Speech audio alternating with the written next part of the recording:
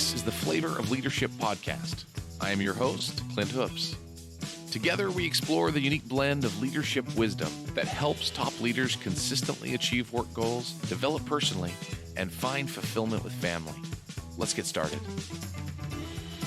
Welcome to the Flavor of Leadership podcast. This is episode number 30.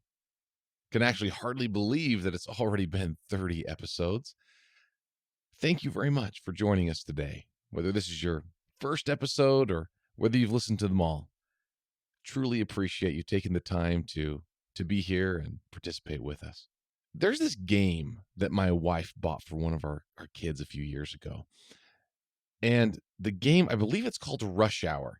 I found a version that looks similar to the one we had and put a link to it in the show notes so you can see what I mean. The little game called Rush Hour is this little plastic game. And so there's a little plastic little board, and the board has these little walls around it, essentially. And there are cards, and on the cards that come with the game, it tells you where to put each of the cars. So the card will tell you, put a red car here in this position, pointing up and down.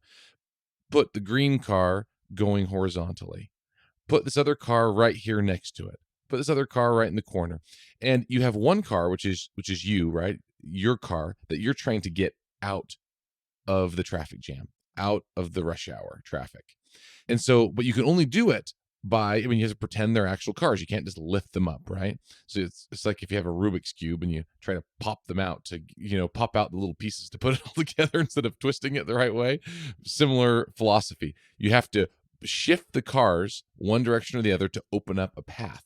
So you move the red car forward, let's say, and then you move your car into that spot. And then you have to shift another car over to the side so that this one can get in.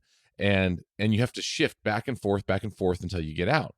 And you're trying to do this as quick as possible and really in as few moves as possible is the hope. And so some of them are pretty easy, right? And they're all labeled, which ones are beginners, advanced, etc. And it's funny, I'll tell you, some of even the beginner ones can stump you.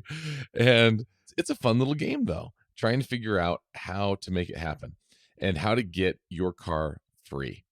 And so my kids love the game. My wife, I think she actually likes the game even more than the kids, but it's a lot of fun. I actually found an app version as well. And so I also included that in the show notes if you'd like to be able to check it out for free and see what I mean and try the game. So the other day I was moving my office, little home office, right?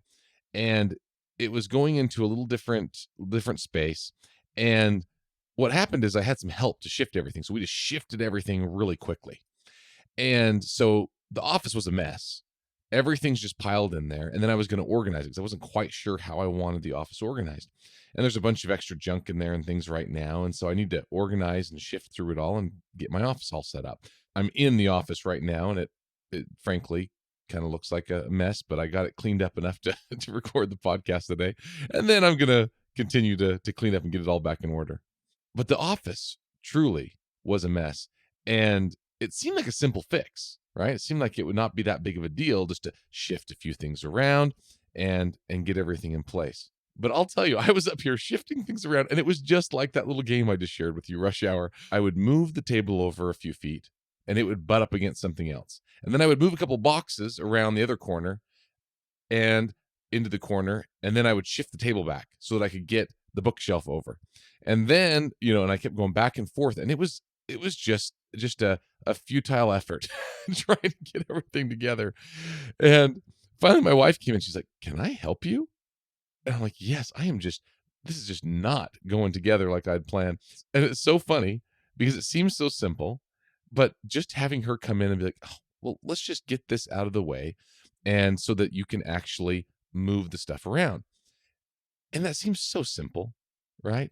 I mean, that's what I do at work so often as a leader at where I work, where you're just someone that has a different perspective. And so part of being a leader is being the one that provides that perspective for someone, helps them see, well, what are you doing? Shift that out of the way. It's right in your way, whatever it is, whether it's a physical item or whether it's an item in your work day or in your life that's in your way and impeding you. And so it was kind of funny. My wife had to come in and save me from myself. And so when we did, it was no big deal. She helped me realize, oh, move this over here. And then that way, that'll be a much better spot in the room for your desk and for these things. So that's what we did.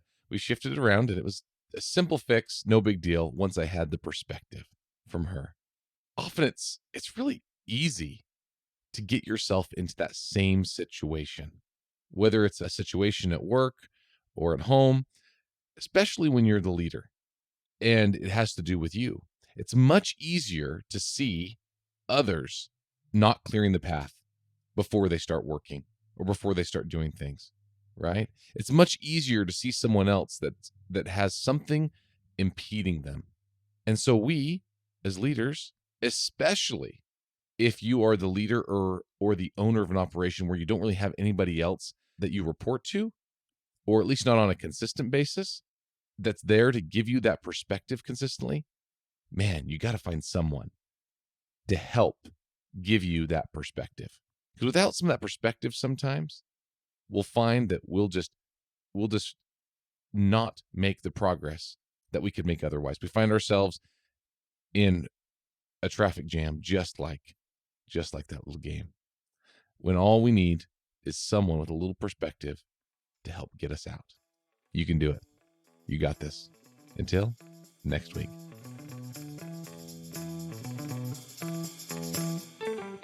Thanks for joining me on this week's episode of the Flavor of Leadership podcast. If you enjoyed what you heard, please share it with a friend. And if you haven't already, subscribe, rate, and review the show on your favorite podcast player. If you have any questions, comments, or feedback for us, you can reach me directly at flavorofleadership.com. Thanks for listening.